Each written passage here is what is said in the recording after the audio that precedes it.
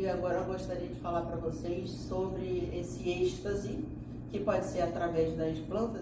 E ele dando esse relacionamento que torna diferente e torna possível o progresso dos povos também na sociedade. Entre os vários pronunciamentos do Papa Francisco essa semana, ali no Cazaquistão, ele fala: a Igreja Católica não se cansa de anunciar a dignidade de Olavo, de cada pessoa criada em imagem de Deus. Crê também na unidade da família humana. Crê que os homens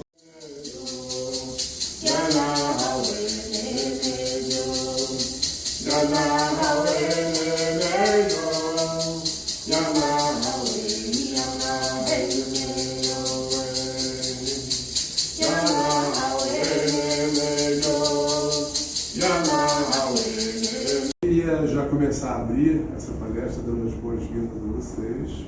É um grande prazer estar aqui sempre compartilhando, né? Eu gosto de falar um pouco também da minha experiência pessoal com o xamanismo. Então, se vocês sentirem que às vezes... que xamanismo a gente precisa sentir na pele. Quando você sente na pele as curas acontecendo, né? Aí você entende melhor, aceita melhor esse movimento. Apesar de a gente estar fazendo parte de um congresso interreligioso, o xamanismo existe antes das religiões. Antropólogos encontraram vestígios de práticas xamânicas antes da palavra religião ter sido criada pelo homem.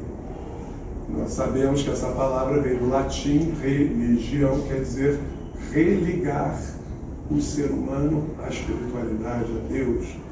Então, essa palavra religião veio muito depois do xamanismo, né? Inclusive a própria palavra xamanismo, ela vem da Sibéria, de uma tribo Tuguz, que é uma tribo siberiana, e de lá esse termo xamanismo veio da Sibéria.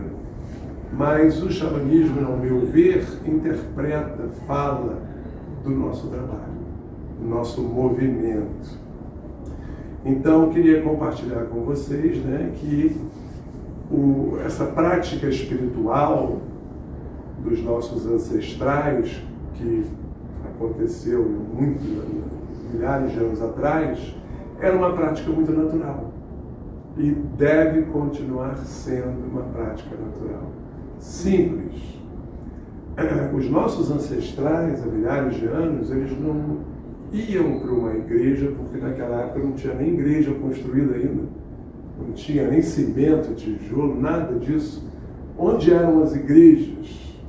Né? Nas cachoeiras, no deserto, nas florestas, nas grutas, ali é que se praticava bastante, né? Nas tribos, ao redor de uma fogueira.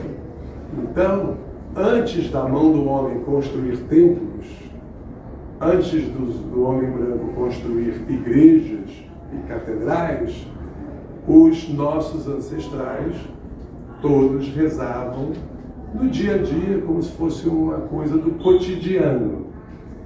E tudo era interligado. Então, você acordava de manhã, via aquele nascer do sol maravilhoso, você agradecia ao grande Espírito por você estar vivo ali, você está ganhando mais uma vida, que é coisa que a gente não faz. A gente não entende que todo dia que a gente acordar de manhã, a gente recebeu um novo dia na nossa vida, uma nova vida. Então é importante, né, para a gente entender que os nossos ancestrais, eles acreditavam que todo dia era um novo dia.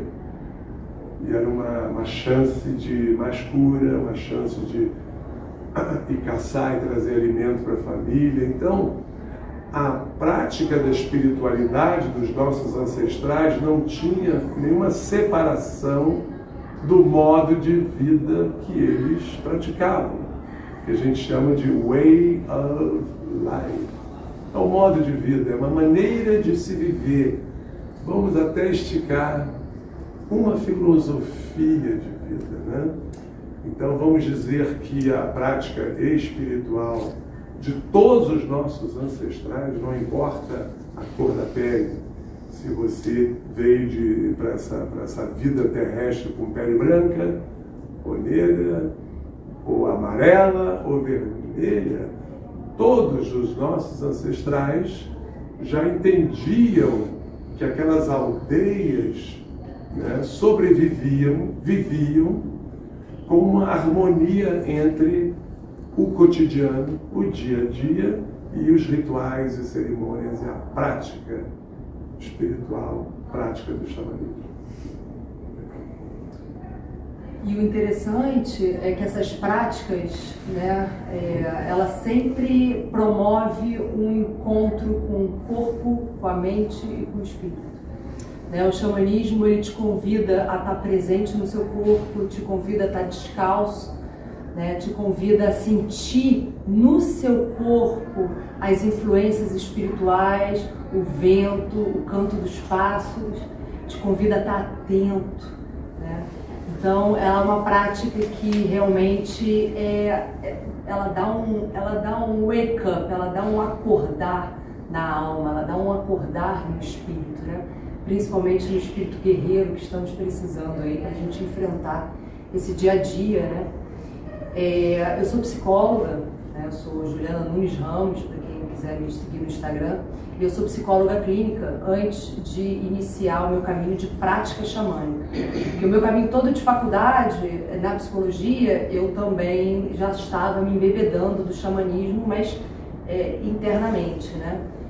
Vivi anos até encontrar o Carlos, e aí a gente começou a trabalhar, eu comecei a trabalhar, ele já trabalhava há anos, com o xamanismo mesmo. E aí eu comecei a incorporar dentro da clínica, que era uma questão para mim, até com o meu CRP, enfim. Depois eu vi que era possível, então eu comecei a incorporar dentro da clínica.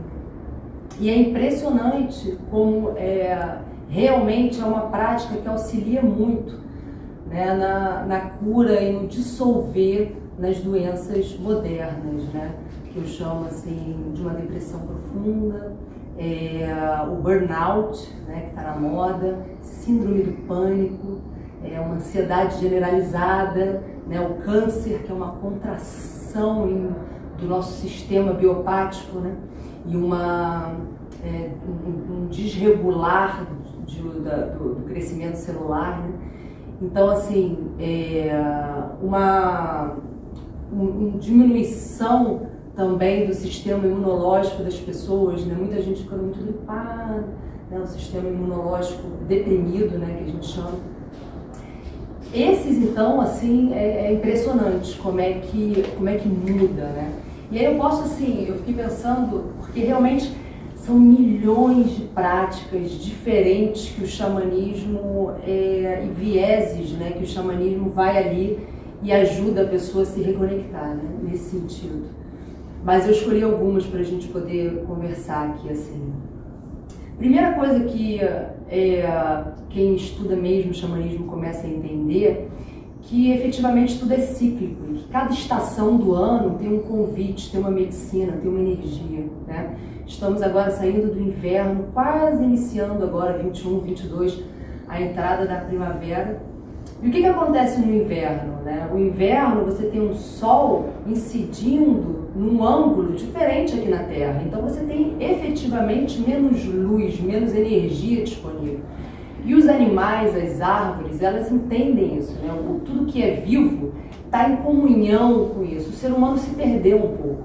Então o que acontece? O que as árvores fazem, né? Para a gente aprender um pouquinho? Elas reservam, né? Elas absorvem, elas mantêm o núcleo delas, a energia no núcleo delas, na seiva, no tronco, e começa a ir menos energia disponível para as folhas. Menos energia disponível interna, com menos energia disponível externa, com o sol, as folhas começam a se secar e começa a cair. A gente vê claro que aqui no trópico a gente vê menos isso, porque a gente tem o sol ainda incidindo na gente, né? Mas também de uma intensidade menor. Então todos os animais, eles vão fazer o quê? Eles vão guardar a energia deles, eles vão salvar a energia dele. E o animal humano quer estar estável o ano inteiro. O animal humano fala, eu estou estranha, eu estou deprimida. Então, o que eu comecei a reparar na clínica, quando eu comecei a estudar mesmo a medicina das estações? É uma dificuldade da pessoa lidar com essa contração do inverno. E uma falta de ferramentas, inclusive, para a pessoa aproveitar, porque é uma grande medicina. O inverno, as noites são mais longas, então é a medicina do sonho, é a medicina do sono, do descansar profundo, de você olhar para dentro da sua casa, do seu corpo, do seu lar e fazer uma grande limpeza para a renovação dessa grande energia que vai vir na primavera e verão, que vai estimular os nossos corpos, e aí a gente fica com mais energia para fazer projetos, para fazer trabalho, para se conectar com pessoas. No inverno a gente já fica mais com menos vontade mesmo, menos energia vital para dar continuidade a algumas coisas, né? Então, quando os clientes começam a perceber que, opa, peraí, então pode ser que eu não esteja deprimido, pode ser que eu esteja contraído e que toda hora que eu contraia eu acho que eu esteja em depressão, né? Então, isso é uma grande ferramenta de análise, né? E de compartilhamento. Tem muita gente que acha que só os ursos hibernam no inverno, mas, gente, toda a natureza, todos os animais descansam no inverno. O único animal que não faz isso é o animal racional, somos nós. Nós somos animais racionais. E a nossa mente não para, então a gente não hiberna. Nós temos um lago ali do lado da nossa casa e nós temos sapos. Nós temos o sapo martelo. Eu estava pesquisando, o sapo martelo, ele vai para debaixo da terra quase 8 meses por ano. Ele fica hibernando, ele fica em repouso, ele abre o olho. Agora que está chegando a primavera, ele começa a cantar um pouquinho, aí quando vem uma frente fria, ele já volta para dentro da terra de novo. Então, o que eu sinto que Juliana está querendo passar a mensagem, né? Nós temos a tendência de ficar mais introvertidos no inverno, mais quietos, descansando, dormindo mais, pensando o que a gente vai fazer quando a primavera chegar e principalmente o verão. Não é de maneira nenhuma uma crítica, mas faz um congresso desse no verão, para você ver o que vai acontecer. Tá entendendo? Por quê? O verão, gente, passa ali no calçadão de Copacabana, em Ipanema, cheio de gente andando, malhando. O verão é vida, o verão é ir para fora. Quer dizer, eu organizaria um congresso desse no pico do verão, quando está todo mundo na rua, todo mundo quer sair, né? Então é muito, muito interessante essa visão da minha mulher Juliana, que é a psicóloga, e eu sou um terapeuta holístico. Eu não me considero um xamã. Eu, apesar de praticar o xamanismo há quase 40 anos, eu me considero um terapeuta que utilizo essas práticas xamânicas primeiro para me curar. Porque se funcionar comigo, vai funcionar com qualquer pessoa. Eu não sou melhor ou pior do que ninguém, eu sou igual a vocês. Então, eu utilizo essas práticas para me curar. Então, o inverno é uma das estações mais favoritas para mim, porque eu sei que eu vou dormir muito. O urso adora hibernar, né? Isso aqui é um urso, né? Dá pra ver, não precisa nem falar. Então, além da medicina dos ciclos, a medicina da mulher também, né? Nós mulheres entendermos o nosso ciclo, entendermos o nosso pulsar, né? O Reich, eu sou terapeuta reichiana, né? Que vem de William Reich, que era um discípulo do Freud, o pai do terapeuta corporal, né? Pai da terapia corporal. Ele foi o primeiro homem, quando Freud falava em libido, numa energia corporal, o Reich falou, mas o que é isso? O que é essa libido? Então ele criou centros, estudou por anos essa energia corporal. E ele entendeu que tudo que é vivo pulsa e tem um fluxo. Pulsa e tem um fluxo. E a gente, animal humano, a gente tenta estancar essa vida dentro de nós, né? Então a gente entender o que é vivo dentro de nós e a gente deixar e aprender a expressar, isso também, o xamanismo ajuda muito, né? Auxilia muito, porque o xamanismo ele é uma expressão, né? A Thames, nas rodas dela, nas fogueiras dela, bota todo mundo para levantar, para cantar, para rodar, para bater o pé, né? Por quê? Porque é isso, o xamanismo é a gente ter essa expressão, a gente aprender umas canções sagradas, aprender a cantar, independente de você achar que sabe cantar, se vai virar cantora ou não, é poder deixar essa vibração sair pelas cordas vocais, abrir bem a garganta, deixar o nosso grito primal sair, isso tudo é medicinal. Numa sociedade que o tempo todo o nosso convite é que nós mulheres se calem, né?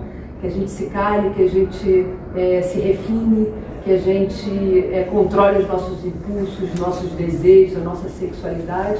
O xamanismo vem nadando contra essa corrente, né? Falando pra gente, não, vamos junto aqui, poder livremente expressar, mas com amor, claro, né? Em prol do amor, respeitando o outro, respeitando o espaço sagrado do outro, mas também respeitando o nosso espaço sagrado, para que a gente possa ter esse espaço de expressão, né? Uma outra coisa que eu quis trazer, para não ficar assim também muito espiritual, um pouquinho de pesquisas científicas, né? Porque hoje em dia, graças a Deus, várias pesquisas estão trazendo o que estão comprovando, né? O que os homens de medicinas, os xamãs, os líderes das tradições nativas já falam há milênios. O poder de uma sálvia, por exemplo, eles usam para limpeza e purificação, para limpar o corpo antes do ritual, pós-ritual, para limpar uma sala, um ambiente, e hoje em dia já se descobre que a fumaça da sálvia mata bactérias, germes, né? Então assim, olha que maravilhoso, né? Hoje em dia já tem pesquisas que em 15 minutos na floresta, 15 minutos, basta estar 15 minutos caminhando dentro de uma floresta, você reduz os hormônios do estresse, você reduz cortisona, reduz adrenalina, reduz noradrenalina, você diminui o batimento e a frequência cardíaca, né, quais são alguns medidores de estresse hoje em dia, né? São os hormônios, são a frequência cardíaca e a qualidade das nossas ondas cerebrais, né? E aí também com eletrodos você descobre que em 15 minutos na floresta você cria ondas alfas, ondas mais tranquilas cerebrais, sem ser aquela onda beta que é do dia a dia. Você entra num estado mais alterado de consciência, né?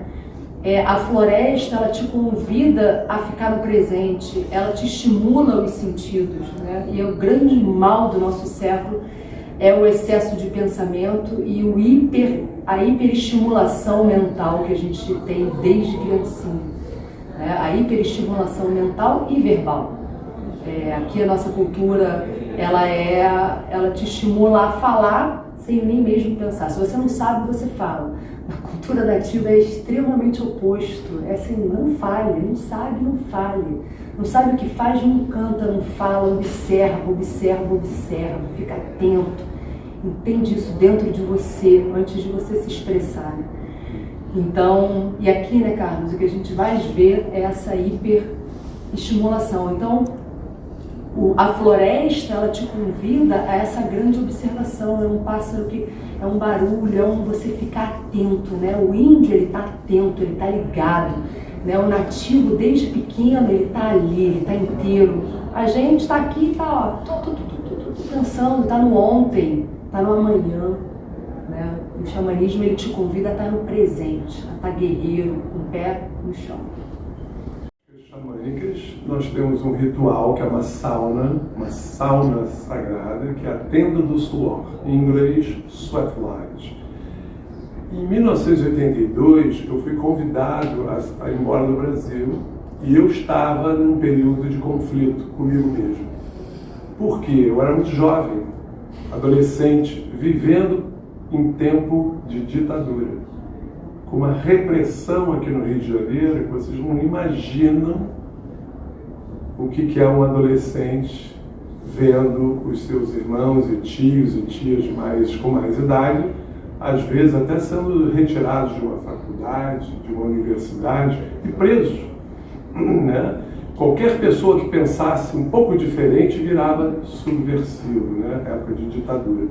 Então, além da época de ditadura, que é uma coisa que me chocou demais, eu criança, eu me lembro também do machismo e turma de rua. Eu fui criado aqui perto, no Flamengo, desde criança.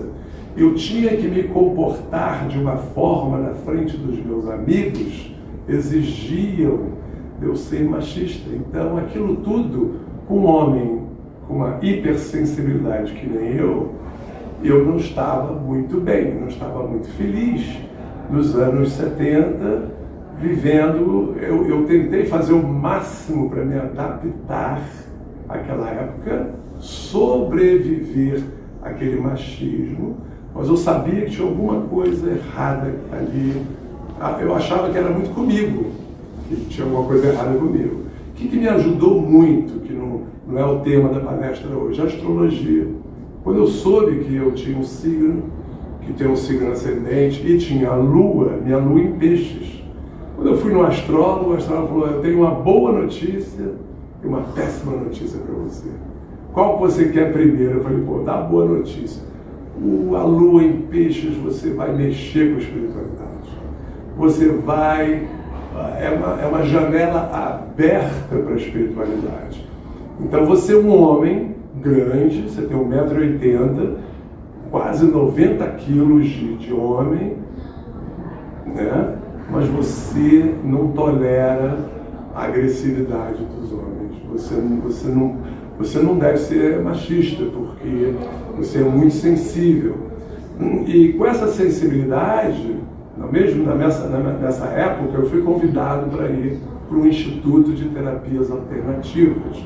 Então, o xamanismo, para mim, foi introduzido dentro de um instituto de terapias, ao mesmo tempo que existiam outras religiões acontecendo, outras práticas. Tinham monges tibetanos, Hare Krishnas, guru da Índia. Pessoal, quando eu cheguei nessa comunidade na Califórnia, às 6 da manhã, o pessoal fazendo tai chi para o nascer do sol. Às 7 da manhã, práticas de yoga, meditação. Então, aquilo ali foi abrindo a minha cabeça até que eu fui convidado para entrar dentro da sauna sagrada, a tenda do suor. Ali dentro da tenda, eu sou uma testemunha viva de que essa prática xamânica, esse ritual ancestral que é a tenda do suor, cura. Por quê? Me curou. Quando eu entrei dentro da tenda e eles fecharam a porta e ficou escuro, eu entrei em contato com quem? Comigo mesmo. Todos os sentimentos que eu senti lá dentro vieram comigo, não estavam dentro daquela tenda. O medo, o pânico, o pavor, a insegurança. E aí eu fui tendo ali dentro, assim que abriu a porta, eu olhei para os índios e falei: eu quero ir embora daqui. Aqui eu não quero ficar, não. Os índios: meu filho, meu irmãozinho do Brasil, não tem nada lá fora para você. Fica aqui dentro que você vai receber uma cura. E aí eu persisti, eu insisti na minha cura, por mais eu tivesse muito quente, sentado ali na mãe terra, a terra toda, eu suando, a terra grudada nas minhas pernas, eu achava aquilo tudo muito desconfortável. E aí, desse desconforto, com essa ligação com a terra, com o elemento terra, com a mãe terra, eu comecei a me curar e começou a aparecer um filme. Eu fechei os olhos e comecei a enxergar dentro da tenda. Eu fechei os olhos e passou um filme de algo muito desagradável que aconteceu na minha infância, que a gente pode chamar de trauma. Eu revivi passo a passo do trauma e eu senti angústia, senti depressão, pânico, medo, desconforto geral de eu comigo mesmo. E aí, quando abriu a porta de novo, que são 4 rodadas em que eles abrem a porta e recebem pedras incandescentes. Cara, eu olhava para os índios: meu Deus do céu, deixa eu sair daqui. Os índios: você pode sair se você quiser, mas se você voltar um dia, você vai ter que reviver o que você está revivendo agora. Por que você não elimina logo esses sintomas pesados que você está? E eu resolvi ficar até o final, e quando eu saí, eu não era mais o mesmo ser humano. eu tinha sintomas de medo, muito medo, eu era inseguro, eu era hiper tímido, não tinha coragem de falar em público. Eu conversava no máximo com 3, 4 pessoas e muito mal, e não conseguia expressar exatamente a minha verdade. Depois da primeira experiência na Tenda do Suor, eu saí outra pessoa, comecei a falar com um, comecei a falar com o outro, comecei a arranhar um inglês, comecei a praticar isso em 1982.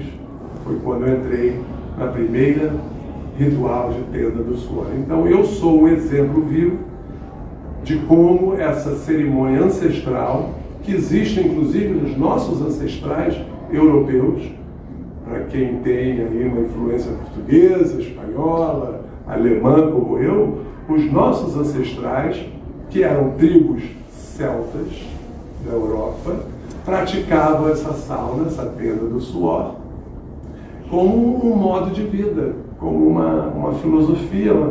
Vamos agora entrar na tenda para a gente celebrar alguma coisa, curar, purificar. E com isso,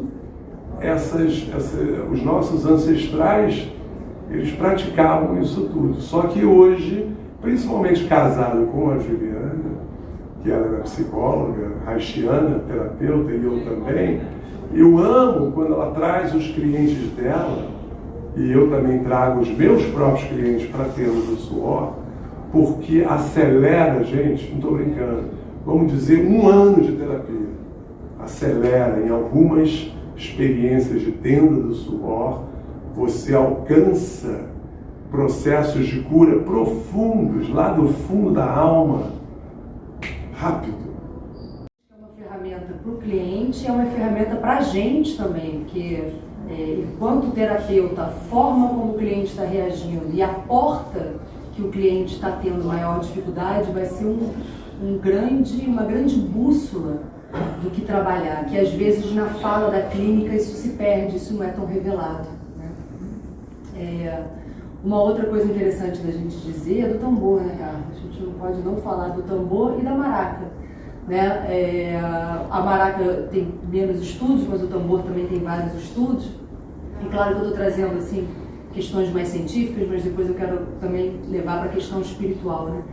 Mas hoje em dia já se sabe que a batida do tambor, nesse ritmo, e um tambor que tem ela tem uma sonoridade orgânica, né? E o ritmo da batida do tambor estimula e equilibra os nossos hemisférios cerebrais, né? Que muitas vezes está em desalinho, né?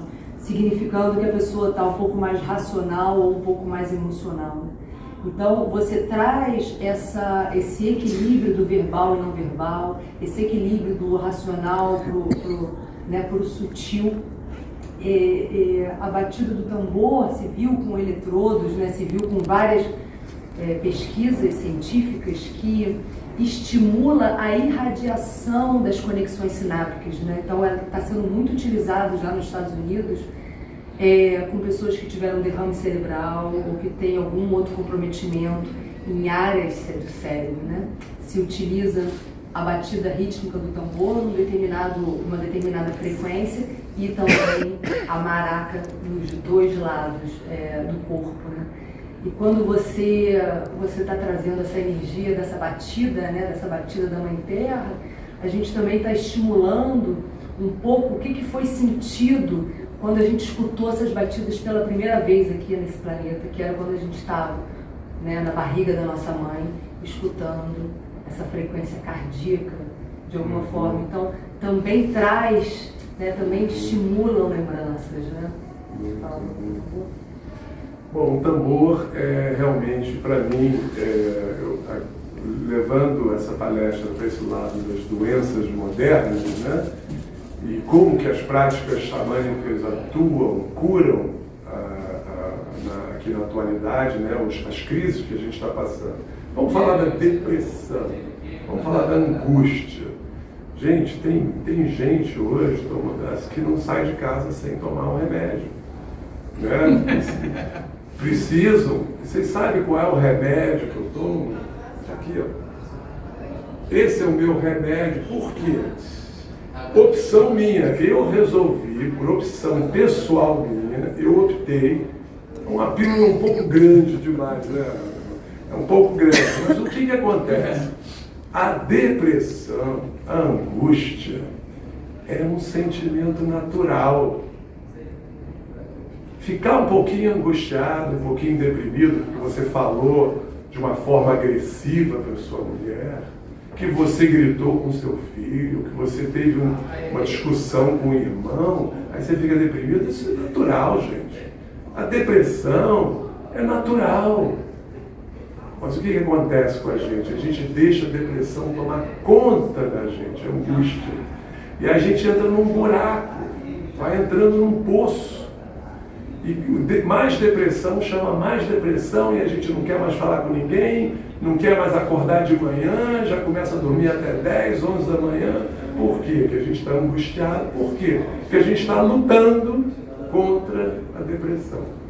Qualquer coisa que você luta contra, você está dando força, apoio, você está dando energia para a depressão, para a angústia. O que eu faço, que eu aprendi, que funciona maravilhosamente bem? Se eu acordar de manhã deprimido, eu sinto aquela depressão e deixo ela bater. E olha, homem de lua em peixe, falei um pouquinho só da astrologia, vai sentir depressão pelo menos uma vez por semana. Sério. Isso é normal. Agora, em vez de eu deixar a depressão tomar conta de mim, eu não vou brigar com essa depressão, eu vou cantar ela. Aí eu pego esse tambor, que é a minha pílula, meu Rivotril, começo a tocar o tambor, o som do tambor soa um alarme na minha mente e no meu coração. Agora está na hora de botar essa depressão para fora. E de repente eu começo o canto, você estava aqui mais cedo, começo a fazer um canto, ou no tambor, ou na maracá. Quando eu começo a cantar, eu sinto, através da minha voz, a depressão, a angústia perdendo força. E por isso que aquele ditado maravilhoso, quem canta seus males espanta. Então, qualquer pessoa que estiver aqui, estiver com depressão, e lida com esse desafio, não brigue, não lute contra a sua depressão. Pegue uma maracá, pegue um tambor, ou então bota uma música alta que você gosta, canta junto com aquele cantor, canta alto, como a Juliana falou, expressa os seus sentimentos através, bota para fora, bota a sua voz para fora, que funciona. Eu normalmente, depois de 5 minutos de canto, eu não me lembro mais o porquê que eu estava deprimido. Eu não me lembro. Mas não é Alzheimer. É um processo milenar, né? O canto sagrado é uma coisa utilizada por todos os nossos ancestrais, que hoje serve para eliminar a minha depressão, a minha angústia. Raiva, por exemplo, a raiva, o ódio, é um sentimento normal. Não digo ódio, vamos falar raiva, vamos falar do ódio. O ódio não é normal, a raiva é normal. A raiva, às vezes, faz a gente levantar, a gente acorda, tem que estar às 7 horas da manhã, lá não sei aonde. Aquela força para você levantar da cama, tomar uma chuveirada e pegar um trem para ir trabalhar. Tem que ter um pouquinho de raiva, tem que ter um pouquinho do teu lado guerreiro, entendeu? Eu vou levantar, eu vou lá, vou fazer, vou acontecer. Agora, qual é o problema? É quando a gente alimenta essa raiva, briga com essa raiva, interpreta negativamente a emoção da raiva e ela começa a ficar cada vez pior. E aí você começa a ficar raivoso, vai velhando. Então as emoções, eu descobri, elas são partes dos seres humanos.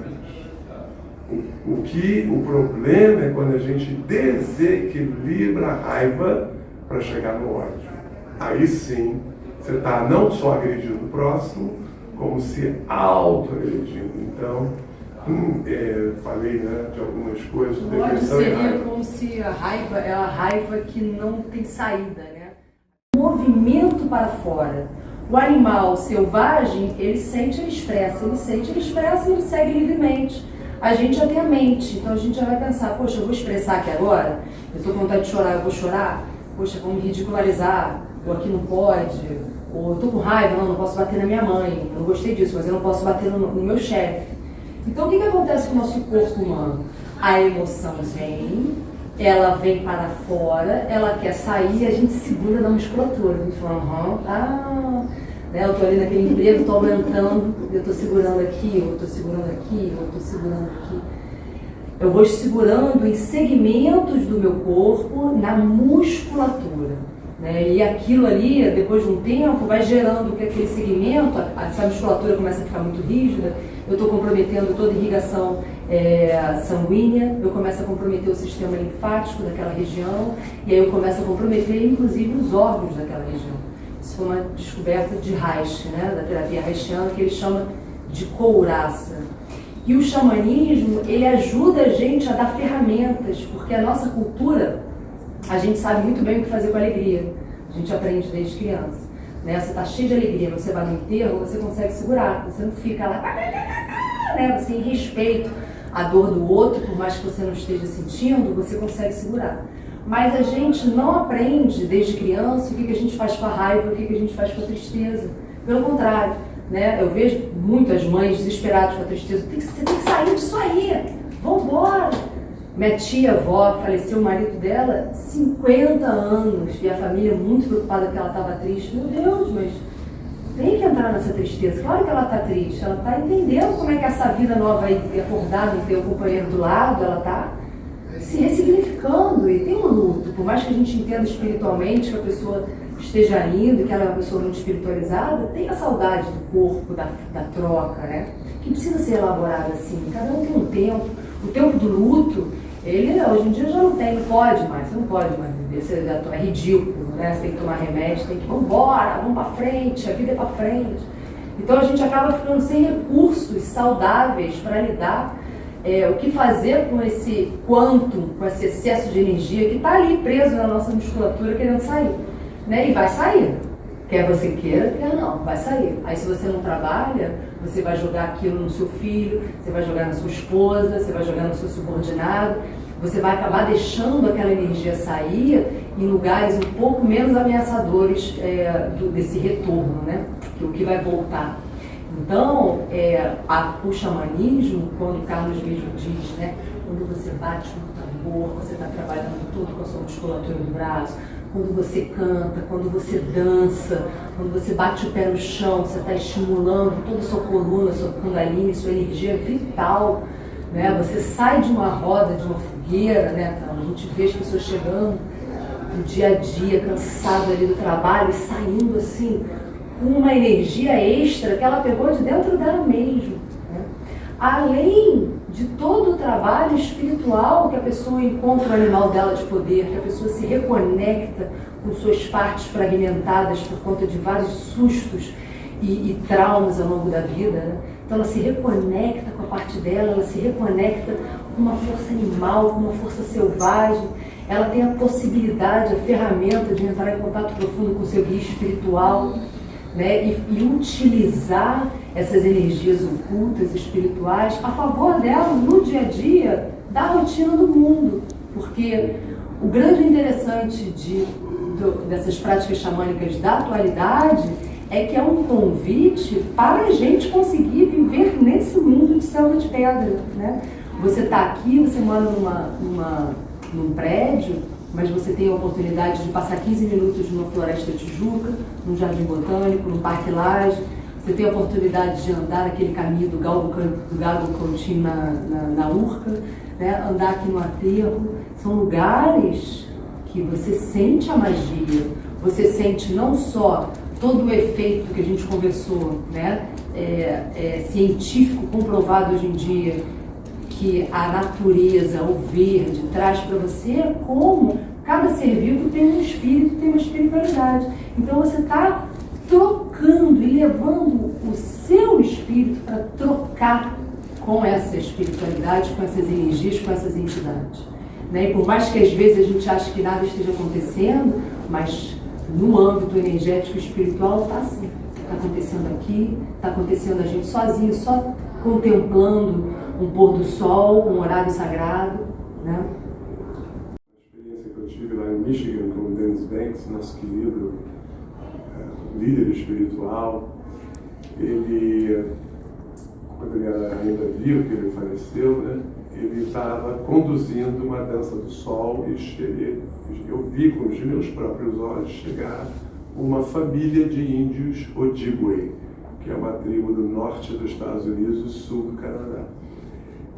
Ele sabia que tinha um grande guerreiro que tinha falecido recentemente.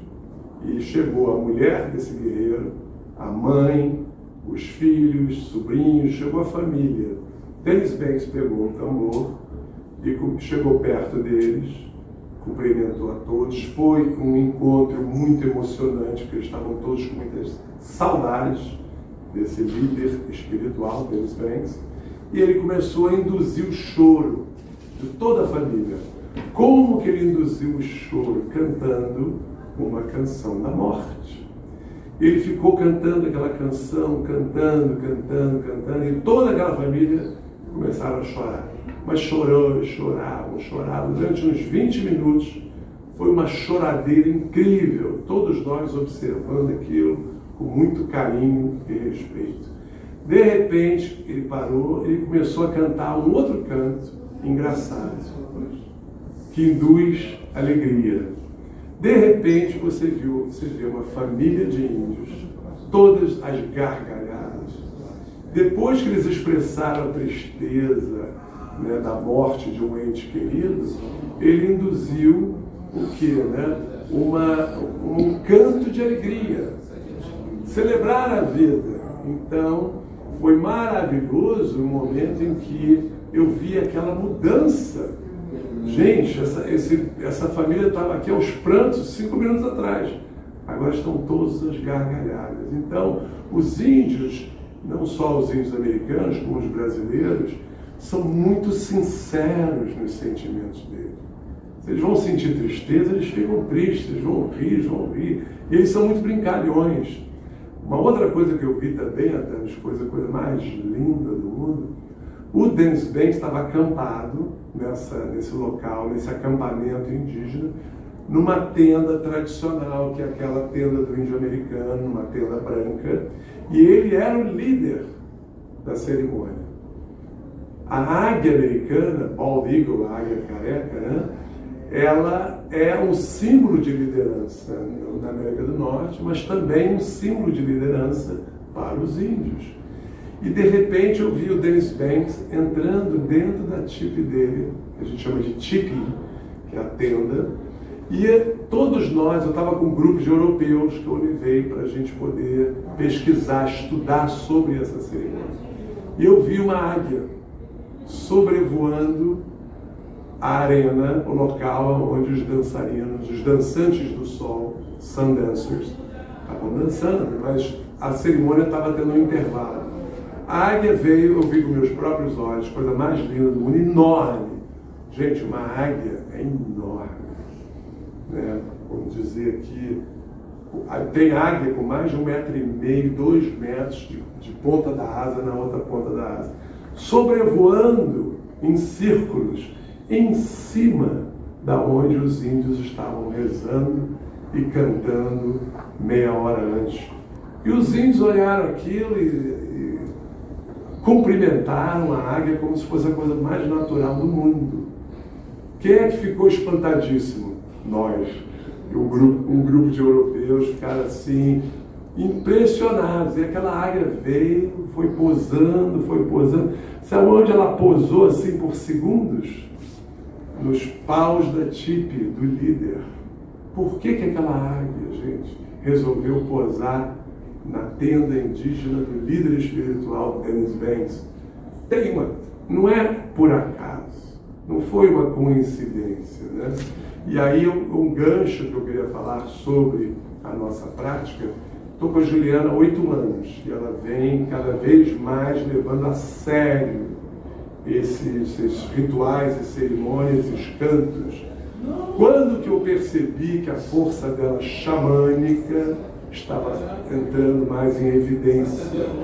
Quando ela começou, através dos cantos e das rezas, a atrair as corujas. E ela canta e reza. Eu já vi ela fazer uma live com as corujas cantando assim de fundo, né?